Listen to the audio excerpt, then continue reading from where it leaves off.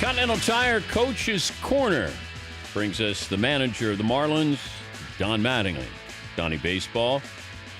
Right now in the National League East in second place, but certainly got an interesting season on his hands with Giancarlo Stanton hitting another home run, 6 consecutive games. Donnie, how are you today?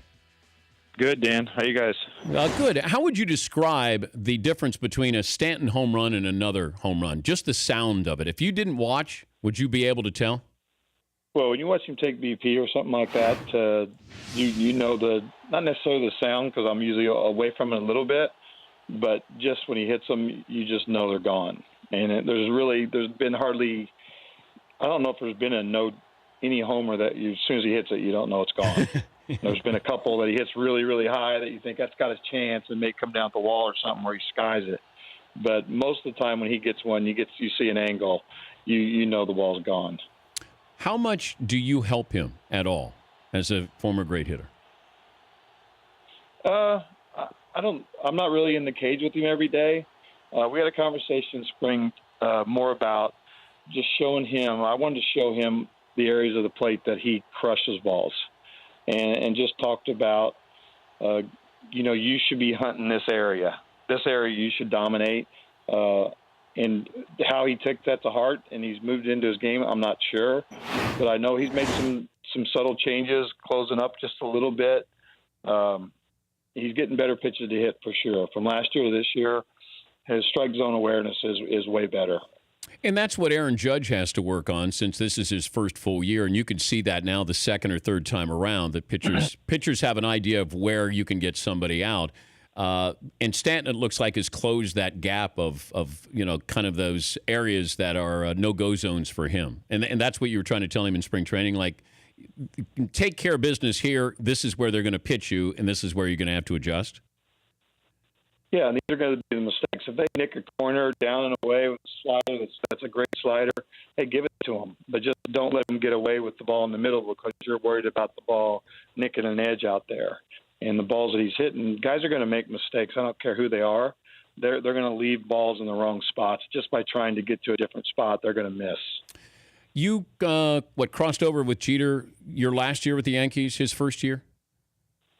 Yeah, 95. He was kind of. I think he may have been up once and then down, and then he was with us at the end of the year. I think Buck kept him around for the playoffs. He wanted him to see that, and he's such a. I always tell the story about Jeet because Jeet came to camp right out of high school. He went to rookie balls. Next year he's in big league camp, and you look at it and he's a skinny kid and you think, man, he's a long way away.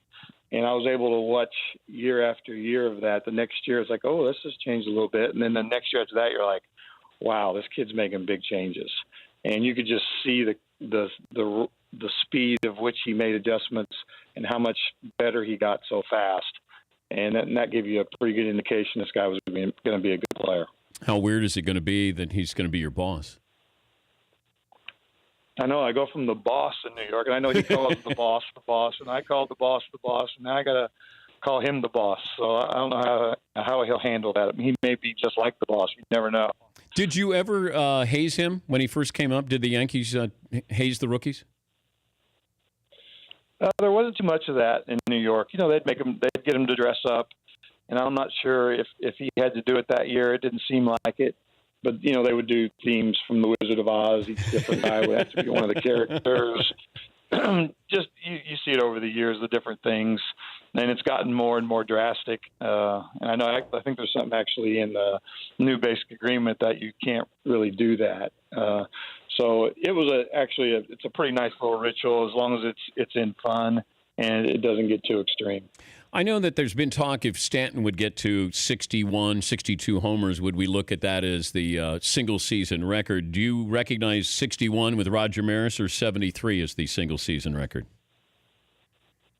No, I mean, I think you got to look at 73 with Barry, what he was able to do, no matter what we may think or think we know or don't know, still able to accomplish that. But what Giancarlo's doing, he's a guy that takes great care of his body. He's a pure home run hitter is what he is, and he's actually a pretty good hitter in general. But he's a guy that can, he's one of those guys that you look at that, like McGuire and like Barry and really like a Judge and different guys over the years, that these guys are home run hitters. And every time you walk up there, you look at them as being dangerous. He's got the green light no matter what. He's allowed to swing away. That right? You don't. There's nothing where you're situational hitting with him. No, I'm staying out of his way. There's no 3-0 take signs with him. Or we need, he's letting it roll. Do these guys know you once hit 35 home runs in a season?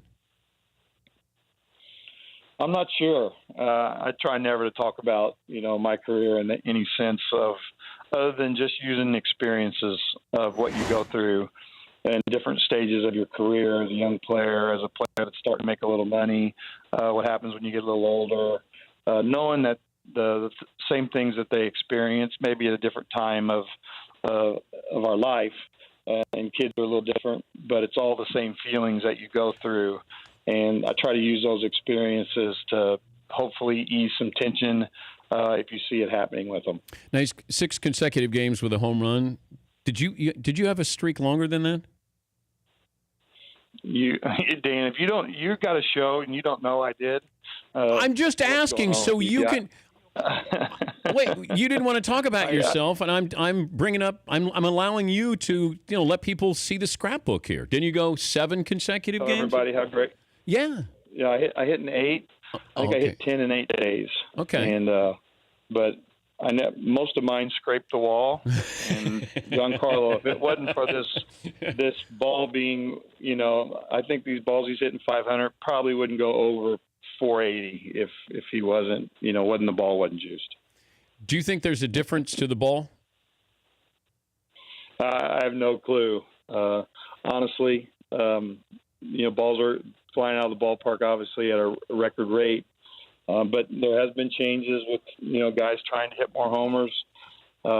Still, not worrying about the strikeout. I think younger pitchers making more mistakes with great arms, but still making mistakes in the middle of the plate.